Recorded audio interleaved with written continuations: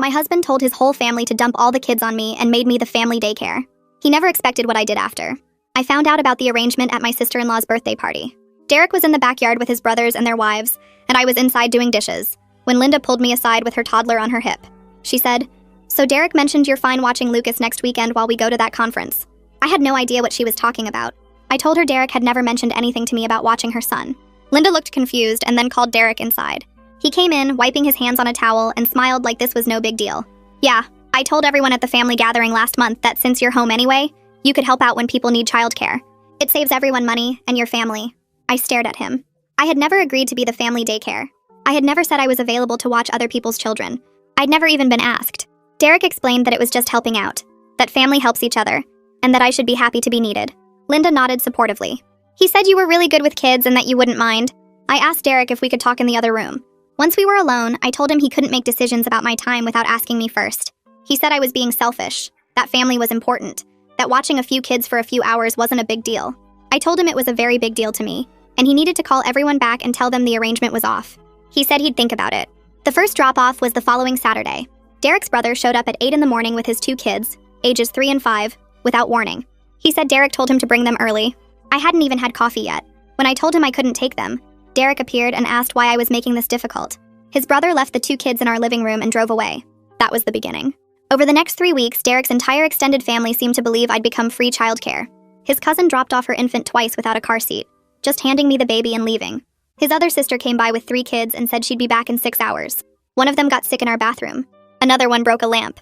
My own child stopped getting my attention because I was managing 5 other children on a Tuesday afternoon while Derek was at work. I finally told Derek I was done. I said he needed to tell his family immediately that this wasn't happening anymore. He said I was being dramatic. He said people depended on me now. He said real wives helped their husbands' families. He said I was selfish for not wanting to be part of the family support system. He said his mother had watched his siblings' kids all the time and nobody ever complained. His mother chose to do that, I said. "You made this choice for me without my permission. That's different." But he'd already decided my objection wasn't valid. He told his family I was just tired and would be fine once I adjusted. The next Saturday, 5 kids showed up at our door. 5.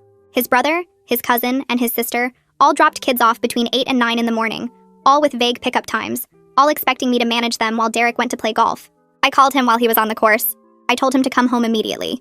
He said it was too late to cancel, and I was a stay-at-home mom, so this was literally what I did all day. I told him I did childcare for 1 child, not 6. I told him if he didn't come home, I was leaving. He laughed and said I wouldn't actually do that. I packed a bag, loaded my own child into the car, and drove to my mother's house. I left all 5 of his relatives' children in our living room, unsupervised. His family started calling within 20 minutes. Derek called from the golf course, frantically asking where I was. I didn't answer until he got home and realized the kids were still there, waiting to be picked up by the people who'd dropped them off. I told him I was at my mother's house and I was staying until he called every single member of his family and told them the childcare arrangement was permanently finished. It took 3 days before he finally called his family back. I thought it would stop, but what they did made me lose it. I got back home on a Thursday afternoon. Derek had spent 3 days calling his family, or so he said, telling them the childcare arrangement was permanently over. He seemed relieved when I agreed to come home, like everything was fixed now. I unpacked my bag and tried to settle back into normal life. My daughter was happy to be in her own room again. Derek made dinner that night and we ate mostly in silence. He kept saying things would be different now, that his family understood. I wanted to believe him. 2 days later, on Saturday morning, my phone buzzed with a text. It was from Layla. The message said, "Hey, so when are you going to be back to normal? I need to drop off the kids next Saturday for a few hours." I stared at the screen. Back to normal. Like the past month had just been me having some kind of breakdown. Like Derek had actually told her anything real. I felt my stomach drop. Another text came through while I was still processing the first one. This one was from Derek's cousin asking if I could watch her baby on Tuesday afternoon since Derek mentioned I was feeling better now. Feeling better. I opened my text history and started taking screenshots. Layla's message asking when I'd be back to normal. The cousin asking about Tuesday. Then I scrolled further and found more. Derek's other sister had texted 3 days ago asking if the situation was resolved yet because she needed coverage for next month. His brother had sent a message yesterday saying he appreciated my flexibility, and family came first. Every single message made it clear that Derek had not told them the arrangement was over. He'd told them I was being dramatic. He'd told them I needed time to calm down. He'd told them I would come around once I stopped overreacting. I saved every screenshot to a folder. My hands were shaking. I walked into the living room where Derek was watching television. I held up my phone and showed him Layla's text. He glanced at it and shrugged. "She probably just didn't understand what I meant," he said. I showed him the next screenshot, and the next, and the next. Derek's face changed as I kept showing him message after message. He finally held up his hand and told me to stop. I asked him what exactly he told his family when he called them. Derek rubbed his face and admitted he'd told them a softer version of events. He said he didn't want them thinking badly of him. He said he explained that I was stressed and needed some space, but that things would probably work out once I had time to adjust. I felt something break inside me. I told him he lied to me. He promised he would tell them the arrangement was over, and instead he told them I was being dramatic and would get over it. Derek got defensive. He said I was making him look like a bad son and a bad brother by refusing to help family. He said his whole family thought he married someone selfish, and he was trying to manage their expectations while also keeping me happy. Keeping me happy. Like my clearly stated boundary about not being volunteered for childcare without my consent was just some mood he needed to manage. I told Derek this wasn't about childcare anymore. This was about him lying to me. This was about him prioritizing what his family thought of him over what I actually said I needed. This was about him making decisions about my life and my time without ever asking me first. Derek said I was blowing this out of proportion. He said marriage meant compromise. He said I was acting like he committed some terrible crime when all he did was try to help his family and keep the peace. I pointed out that compromise requires both people to agree. He made a unilateral decision to volunteer my time without asking me. Then when I objected, he lied about fixing it. That's not compromise. That's him doing whatever he wants and expecting me to go along with it. Derek got up from the couch. He said his family thought I was being selfish and maybe they had a point. He said real partners supported each other's families.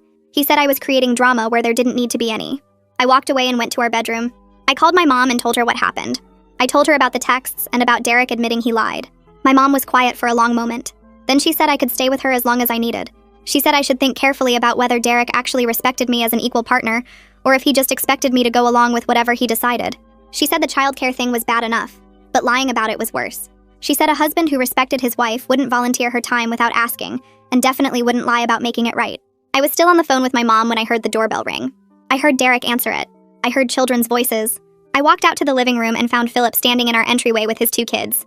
Philip smiled at me and said Derek told him the misunderstanding was cleared up. He said he really appreciated me being flexible about watching the kids today while he and his wife went to a lunch event. I looked at Derek. He looked away. I told Philip I wasn't watching his children. I told him Derek lied to him. I told him there was no misunderstanding and I never agreed to provide childcare for anyone. Philip's smile disappeared. He looked at Derek. Derek started to say something, but Philip cut him off. Philip pulled out his phone and called Derek right there even though Derek was standing 5 feet away. Derek's phone rang. He answered it. Philip started asking what was going on and why I was saying I wouldn't watch the kids. Derek tried to smooth things over. He said I was still adjusting to the family dynamic and sometimes I got overwhelmed. He said give it a few more weeks and things would settle down. I walked over and took Derek's phone out of his hand. I told Philip directly that Derek volunteered my time without asking me. I told him I never agreed to watch anyone's children. I told him Derek created this entire situation by making commitments using my time without my permission, and now he was lying to everyone about what actually happened. Philip grabbed his kids' hands and left. He didn't say goodbye. He just walked out and got in his car. I handed Derek his phone back. Within an hour, my phone started ringing. First, it was Layla calling to say I embarrassed Derek in front of Philip. Then it was Derek's other sister calling to say I was making family gatherings awkward. Then it was his cousin saying I needed to think about how my actions affected everyone else. Not one person acknowledged that Derek created this situation. Not one person asked if maybe Derek was wrong for volunteering my time without asking. Not one person seemed to care that he lied to me and to them. They just cared that I wasn't going along with what Derek wanted. I told Derek I was going back to my mom's house. I told him I would stay there until he had an honest conversation with his family about what actually happened. Derek said I was running away from problems instead of working through them. He said mature adults didn't leave every time things got difficult. I packed my bag again and loaded my daughter into the car. Derek stood in the driveway watching us leave. He didn't try to stop me. At my mom's house, I sat at her kitchen table with a notebook and started writing everything down. Every single incident from the past 3 weeks. The first Saturday when Derek's brother dropped off 2 kids without warning. The Tuesday when his cousin handed me an infant without a car seat. The Wednesday when his sister left 3 kids for 6 hours. The time one child got sick in our bathroom and I cleaned it up while managing 4 others. The broken lamp nobody offered to replace. The Friday afternoon when I had 5 children under age 7 in my living room, and no idea when anyone was coming back. The Saturday morning Derek went golfing while I watched 6 kids including my own. Every dismissive comment Derek made when I objected. Every time he said I was being dramatic or selfish or not a team player. Every time he told me real wives helped their husbands' families. Every time he said his mother did this without complaining. The list filled 3 pages. I kept remembering more things. The time I had to cancel a doctor appointment because Derek's sister dropped off kids early. The afternoon I missed my own daughter's school event because I was watching someone else's children. The evening Derek came home and asked why I looked tired when I'd just been home all day. I stared at the pages and realized how much worse it was than I'd even acknowledged to myself. My mom came into the kitchen and poured herself coffee. She sat down across from me and I pushed the notebook toward her. She read through all 3 pages without saying anything. When she finished, she looked up at me with this serious expression. She asked if this was the first time Derek had made decisions about my life without asking me. I opened my mouth to say yes, but then I stopped. I thought about how Derek decided we'd spend every Christmas with his family without discussing it with me first. How he told his parents we'd host Thanksgiving before checking if I was okay with that. How he signed us up for his brother's moving help without asking if I was free that weekend. How he committed us to watching his parents' dog for 2 weeks while they vacationed without seeing if I was comfortable with that. How he bought a new truck without talking to me about the budget impact. How he was invited his friends over for poker night and told me about it the day they showed up. The pattern had been there since we got married. I just never connected it all together before. I told my mom it wasn't the first time. She nodded like she'd already known the answer. My phone rang. Derek's cousin Seth. I almost didn't answer, but my mom said I should hear what he had to say. I put it on speaker. Seth started talking immediately about how he heard I was refusing to be part of the family support system. He said family helps each other and that's how it works. He said I was being individualistic and selfish. He said Derek was trying to bring everyone closer together, and I was making it difficult. No. He said his wife watched his sister's kids all the time and never complained about it. He said that's what family does. He talked for 3 straight minutes without letting me get a word in. When he finally paused, I asked him one question. Did anyone ask me before deciding I would provide free childcare for the entire extended family? Seth said that wasn't the point. He said that's not how family works. He said you just help when help is needed. He said Derek was being thoughtful by volunteering me because he knew I was good with kids and home anyway. He said I should be grateful Derek thought of ways to include me in family life. I told Seth that volunteering someone else's time without their consent wasn't thoughtful. I said it was controlling.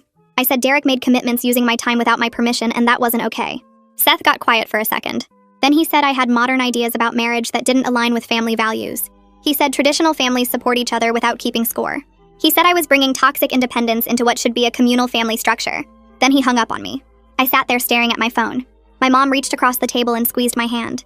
She said Seth just told me everything I needed to know about how Derek's family viewed me. Not as a person with my own autonomy. As a resource they could use however they wanted. 2 hours later, Derek showed up at my mom's front door. I heard him talking to my mom in the entryway. She let him in, but she didn't leave us alone. He came into the kitchen looking frustrated and tired. He said we needed to talk. He sat down at the table without being invited. He said his family was mad at him now. He said his mom called him disappointed. He said his sister wasn't speaking to him. He said Seth told everyone I was being difficult about family values. He said this was getting out of hand. He said if I would just watch the kids a few times, everyone would calm down and things could go back to normal. I looked at him and said no. I said the answer was no. I said the real issue wasn't about watching kids. I said the real issue was that he didn't see anything wrong with what he did. Derek got defensive immediately. He said helping family shouldn't be this big of a deal. He said I was making our marriage problem into a family crisis. He said if I cared about our relationship, I'd help smooth things over with his family. He said I was forcing him to choose between his wife and his family. My mom spoke up from where she was standing by the counter. She asked Derek directly if he got my permission before telling everyone I'd provide childcare. Derek looked at her and then at me. He admitted he didn't ask. He said he knew I'd say yes eventually. He said I was good with kids and home anyway, so it made sense.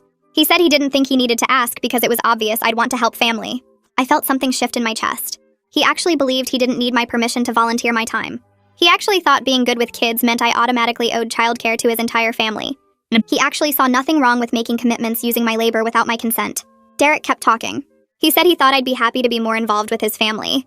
He said he was trying to help me feel included. He said he knew I sometimes felt like an outsider at family gatherings, so he thought giving me a role would help. He said he was trying to do something nice for me. I told Derek that forcing involvement wasn't inclusion. I said volunteering someone wasn't the same as inviting them. I said making decisions about my time without asking me was disrespectful. I said if he wanted me involved with his family, he should have asked me what kind of involvement I wanted, not assigned me a job I never agreed to do. Derek stood up fast enough that his chair scraped loudly against the floor.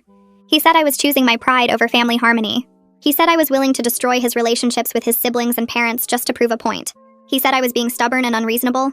He said he came here to work things out, but I clearly wasn't interested in compromise. He walked out of the kitchen and I heard the front door close hard behind him. My mom sat down in the chair Derek had just left. She said Derek's definition of harmony seemed to be everyone doing what he wants without complaint. She said his version of compromise was me giving in to what he'd already decided. She said I needed to think carefully about whether this was a marriage I wanted to stay in. Over the next week, my phone buzzed constantly with messages from Derek's family. His brother sent a text saying I was making things harder for everyone by refusing to help out.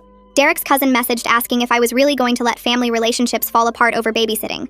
Another sister-in-law sent a long paragraph about how she always thought I was part of the family, but now she wasn't sure. Each message had a different approach but the same goal. Some tried anger, telling me I was being difficult and causing problems. Others went for guilt, reminding me about family gatherings where everyone had been nice to me, and now I was repaying that kindness by refusing to help. A few used the concerned approach, saying they were worried about my marriage and mental state, suggesting maybe I was overwhelmed and not thinking clearly.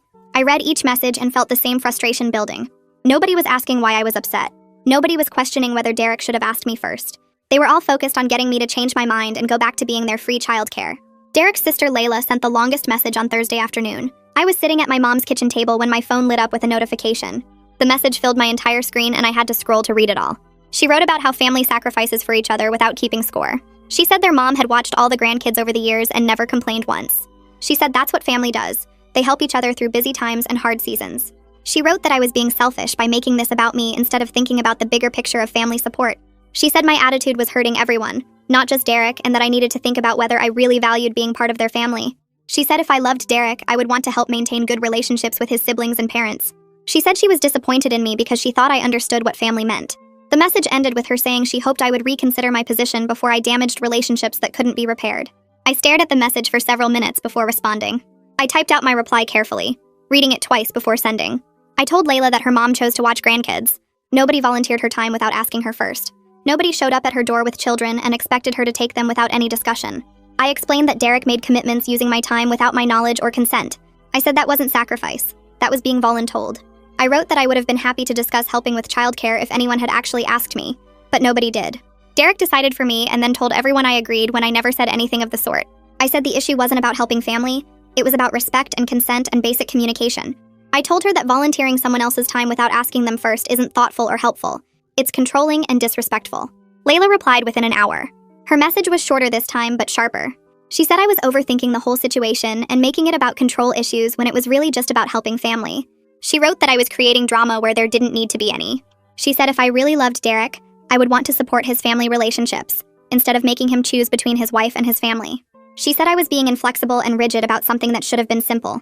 She wrote that maybe I needed to think about why I was so focused on having everything my way instead of compromising. She said marriage was about give and take, and all she was seeing from me was take. The message felt like an attack disguised as concern. I put my phone down and walked away from it. I stood at my mom's kitchen window looking out at her backyard. The realization settled over me slowly but completely. Derek's family saw nothing wrong with what he did because they benefited from free childcare. They weren't interested in understanding boundaries or consent or respect. They were interested in getting their babysitter back. Every message, every guilt trip, every manipulation attempt was about maintaining access to free childcare, not about understanding my perspective or caring about my feelings. They had convinced themselves that family obligation meant I owed them my time and labor without question. They believed Derek had the right to volunteer me for things without asking, because that's how they thought family worked. The fact that I objected to this arrangement made me the problem in their eyes, not Derek, who created the situation without my consent. I realized I could explain my position 100 different ways, and it wouldn't matter because they didn't want to understand. They wanted compliance. Derek called Saturday morning. I answered on the third ring. He sounded tired and frustrated. He said his mom wanted to have a family meeting to clear the air. He said everyone was upset and confused and they needed to talk things through as a family. He said his mom thought if we all sat down together, we could work this out and move past it. I told Derek I would attend the meeting only if he did something first. I said he needed to tell everyone the truth before the meeting happened. He needed to tell his family that he volunteered my time without asking me, that I never agreed to the childcare arrangement, and that this whole situation was his mistake. Derek went quiet for a long moment. Then he said he would explain things to his family before the meeting. He said he would make sure they understood what happened. I told Derek that wasn't good enough. I said I wanted to hear what he told them. I said he needed to explain the situation with me present, or on a call I could listen to. I wasn't going to let him tell another soft version of events where he made himself look better and me look unreasonable. Derek sighed but agreed. He said he would set up a video call with his parents and siblings, so we could all talk together. He said he would explain everything honestly. We scheduled the call for the next evening. I spent the rest of Saturday and all of Sunday feeling anxious about the conversation. I knew his family would have reactions and opinions, and I needed to be ready to stand my ground. We set up the video call at 7 on Sunday night. I sat at my mom's dining room table with my laptop open. Derek called in from our house. His parents were together on their couch. His brother and sister-in-law were on another screen. Layla and her husband were on a third screen. Everyone's faces appeared in little boxes on my screen. Derek cleared his throat and started talking. He said he needed to explain something about the childcare situation. He said he may have gotten ahead of himself when he told everyone I would watch their kids. He said he didn't actually check with me first before making those arrangements. He said he assumed I would be okay with it since I was home anyway, and good with kids. He said he realized now that he should have asked me before volunteering my time. His explanation was awkward and halting, like he was choosing each word carefully. His family's reaction was mixed. Derek's mom spoke first, her face looking uncomfortable on the screen. She said she assumed I had agreed since Derek was so definite about the arrangement when he told everyone. She said if she had known I didn't know about it, she would have asked me directly. Derek's dad stayed quiet, his face unreadable. Then Layla jumped in immediately. She said that even if Derek didn't ask first, I still could have been more flexible once kids started showing up. She said family helps each other even when it's inconvenient. She said I made a bad situation worse by refusing to work with everyone. Her husband nodded in the background of their screen. I unmuted myself and spoke up. I said I needed everyone to understand what actually happened over those 3 weeks. I explained that over 3 weeks, I had up to 6 children dropped at my house without warning. I said people showed up as early as 8 in the morning with vague pickup times like later today or this afternoon or whenever I get back.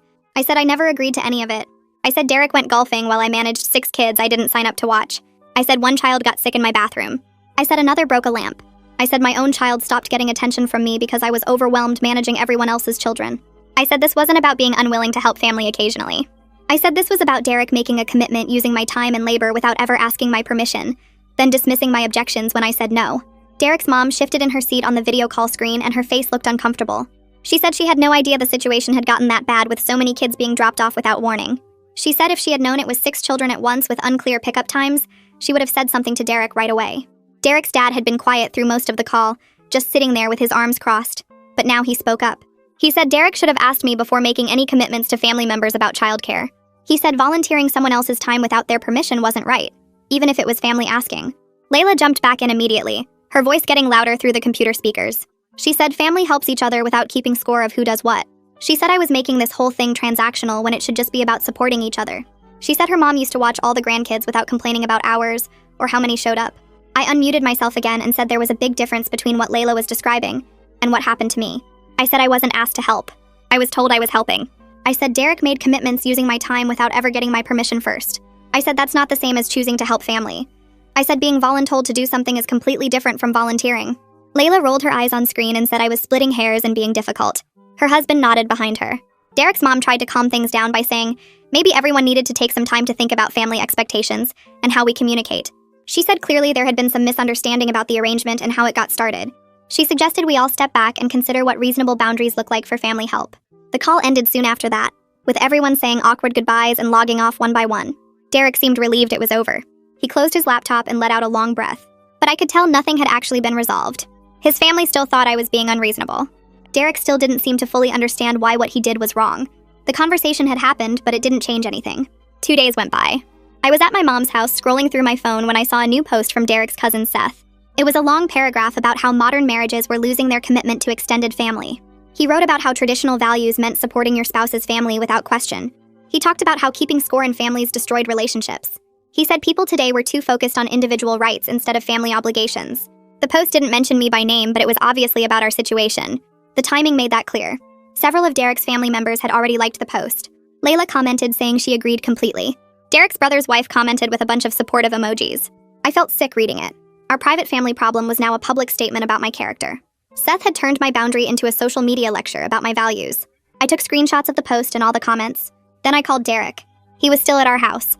I asked if he had seen Seth's post. Derek said yeah, he had seen it. He said Seth was just venting and I shouldn't take it personally. He said I should ignore it instead of making it into a bigger issue than it needed to be. I felt my anger rising.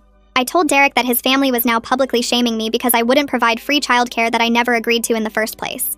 I said they were posting on social media about how I lacked family values. I said this was humiliating and he needed to tell Seth to take it down. Derek sighed and said I was being too sensitive. He said social media posts didn't matter in real life. He said Seth wasn't even using my name, so nobody would know it was about me. I said everyone in his family knew exactly what it was about based on the timing and the comments from his relatives. Derek said I was overreacting and that I should just block Seth if the post bothered me that much. I hung up and sat there feeling angry and hurt.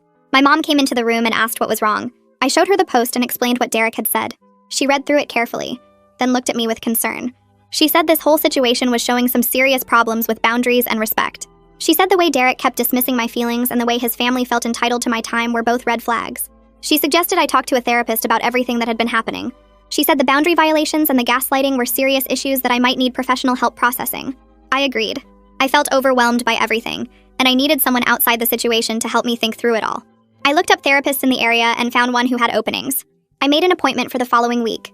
The day of my first therapy session arrived. I drove to the office and sat in the waiting room feeling nervous. When the therapist called me back, I followed her into a small office with comfortable chairs. She asked me to explain what brought me in. I started talking and everything came pouring out. I told her about Derek volunteering my time without asking. I told her about 3 weeks of unexpected kids being dropped off. I told her about leaving and going to my mom's house. I told her about the family video call and Seth's social media post.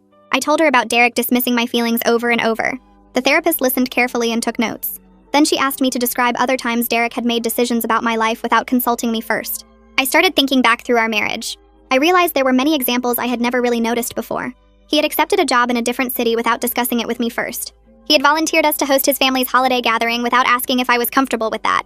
He had made plans for us on weekends without checking my schedule. He had bought a car without talking to me about it, even though it affected our budget. The list went on. I sat there feeling stunned as I recognized the pattern that had been there all along. The therapist helped me understand what I was seeing. She said this wasn't just about childcare. She said it was about Derek not viewing me as an equal partner whose consent and time mattered. She explained that in healthy relationships, both people have equal say in decisions that affect them. She said what I was describing was a pattern of disrespect where Derek made unilateral choices and expected me to go along with them. She said this kind of pattern wouldn't change unless Derek recognized there was a problem and committed to changing his behavior. She asked how I felt about that. I said I felt scared and sad.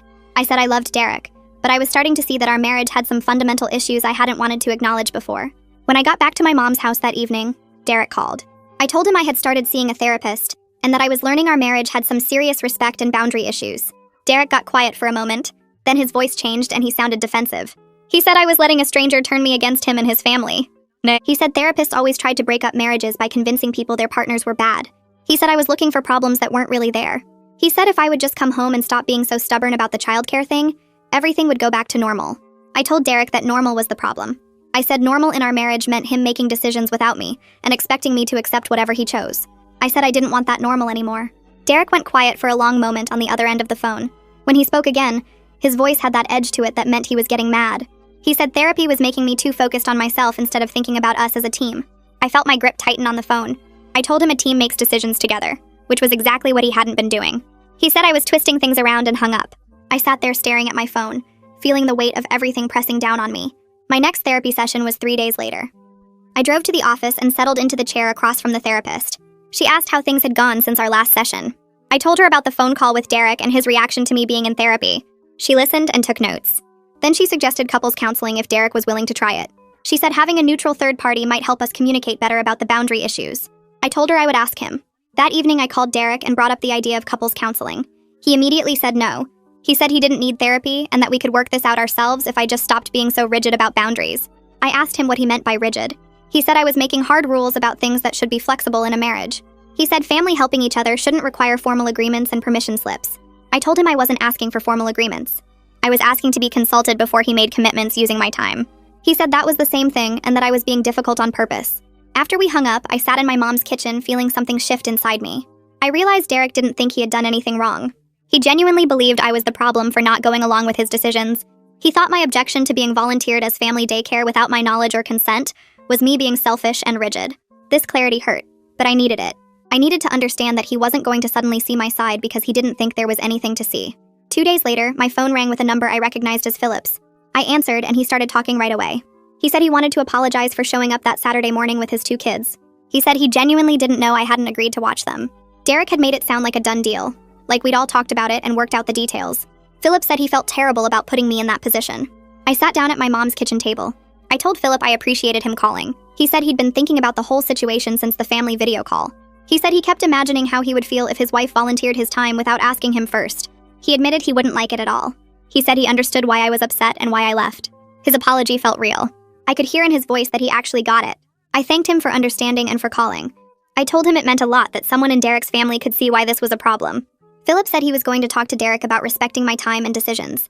He said Derek needed to hear from someone other than me that what he did wasn't okay. This gave me a small bit of hope that maybe not everyone in the family was completely against me. Maybe some of them could understand boundaries and consent. 3 days after Philip's call, Derek showed up at my mom's house again. This time he looked different when I opened the door.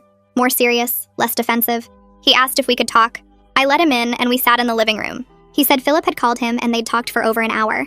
He said Philip helped him see things differently. Derek said he wanted to understand why this hurt me so much. I looked at him carefully, trying to figure out if this was real or just another attempt to get me to come home and go back to how things were. I decided to try one more time to explain. I told him it wasn't about helping family. I loved his family, and I was happy to help when I could.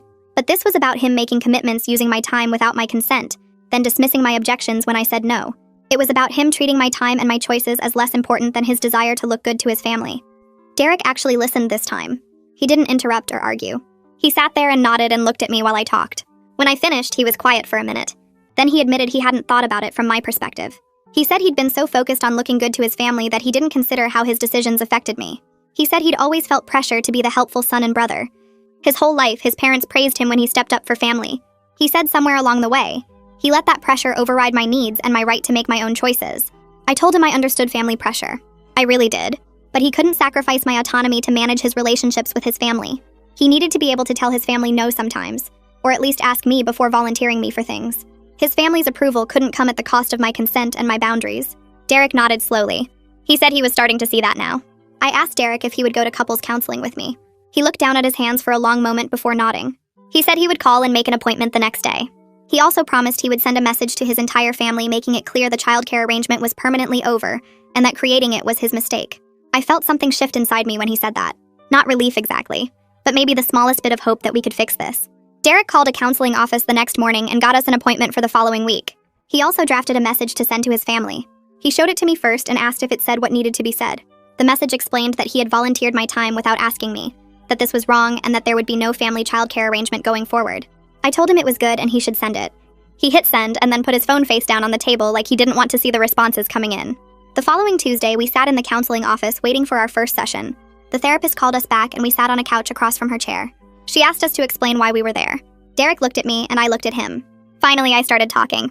I explained the whole situation from the beginning. The therapist listened without interrupting. When I finished, she turned to Derek and asked him to explain what he understood about why his actions were hurtful. Derek took a breath and said he violated my boundaries by making decisions about my time without asking. He said he treated my availability as something he could promise to other people without my consent. He said that wasn't okay, and he understood why I left. The therapist nodded and asked him some follow-up questions about how he thought I felt when family members kept showing up with their kids. Derek admitted he hadn't really thought about my feelings at the time, because he was focused on looking helpful to his family. Over the next several sessions, the therapist worked with us on how we communicate and make decisions. She pointed out that Derek had a pattern of making choices and then informing me instead of discussing things together first. Derek admitted this was true. He said he often decided what he thought was best and then told me about it rather than asking what I wanted. The therapist helped him see that this approach treated me like someone who needed to be managed rather than a partner with equal say. Derek said he never thought about it that way before, but he could see how his behavior came across as controlling. The therapist gave us homework assignments about checking in with each other before making commitments that affected both of us. We went to counseling every week for 2 months. During that time, Derek started to understand that his family's expectations didn't override my right to make my own choices about my time. He began setting boundaries with his family when they made demands. When his cousin called asking for a favor, Derek said he needed to check with me first instead of just agreeing. When Layla texted about getting together, Derek asked me if I wanted to go instead of telling her we'd be there. These small changes felt significant because they showed Derek was actually trying to do things differently. 3 weeks after our first session, Derek sent his message to the extended family. He wrote that he had made a mistake by volunteering my time without asking me first. He explained that there would be no family childcare arrangement going forward. He said this was his error, and he took full responsibility for creating an unfair situation. Some family members responded with supportive messages saying they understood. Philip texted back that he appreciated Derek being honest about what happened. A few people didn't respond at all, which felt like they were ignoring the message on purpose. Layla responded 2 days later with a snarky text. She wrote that she would remember this when Derek needed help from family in the future. Her message made it clear she thought we were being selfish, and that family was supposed to help each other without keeping score. Derek read her text and then wrote back. He told Layla that was her choice to make, but he wasn't going to pressure me into providing free childcare just to maintain family approval. He said he valued his marriage more than he valued looking good to relatives. Layla didn't respond after that. Derek seemed bothered by her reaction, but he didn't take back what he said. After 2 months of counseling and living at my mom's house, I decided to move back home. Derek had been making real changes in how he communicated and made decisions. He was checking with me before agreeing to things. He was setting boundaries with his family. He seemed to genuinely understand why what he did was wrong.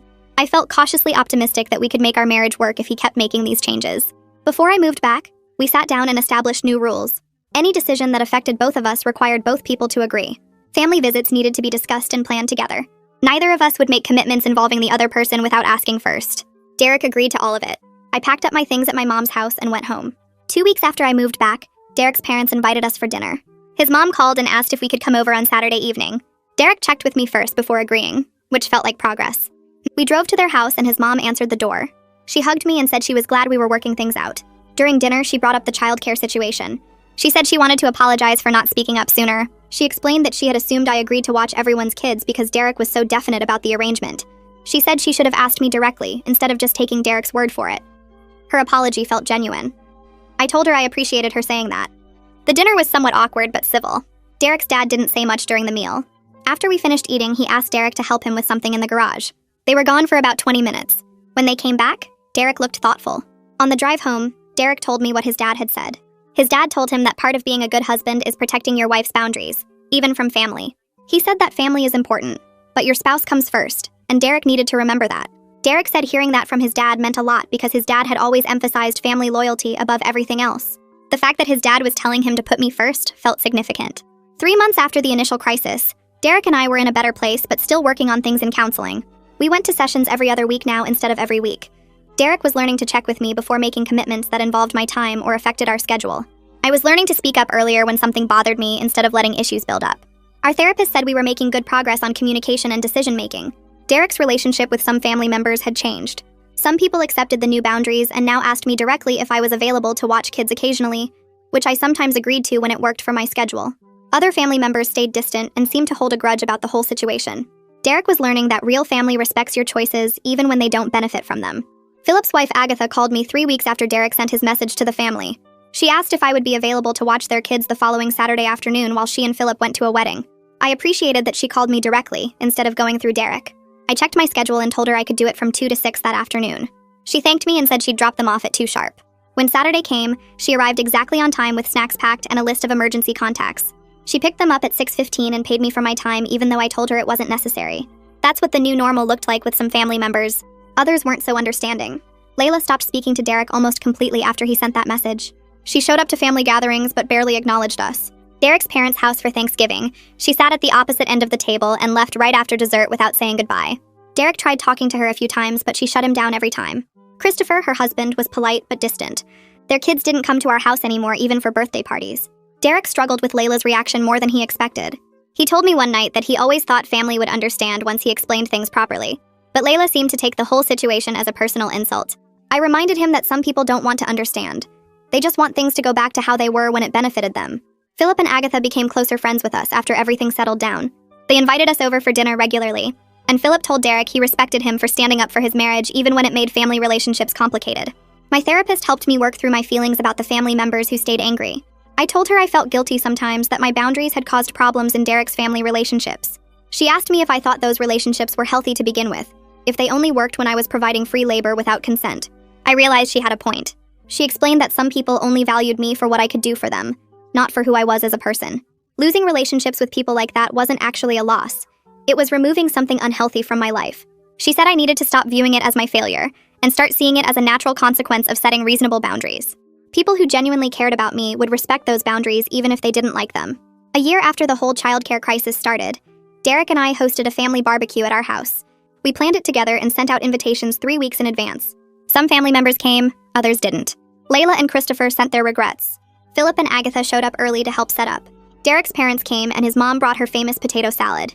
During the barbecue, Agatha asked if I could watch the kids the following weekend. I checked with Derek about our plans first, then told her I was free and would be happy to help. Later that evening, after everyone left, Derek and I cleaned up the backyard together. He thanked me for agreeing to watch Philip's kids. I told him it felt different when people asked instead of assumed. He agreed and said he finally understood why his original arrangement had been so wrong. Our marriage was stronger because we learned to talk to each other before making decisions that affected both of us. We still went to counseling once a month to keep working on communication. The boundaries I fought for became our new normal. Some family relationships stayed damaged and probably always would be. But my relationship with Derek was healthier because we both learned that being married means respecting each other's choices and time.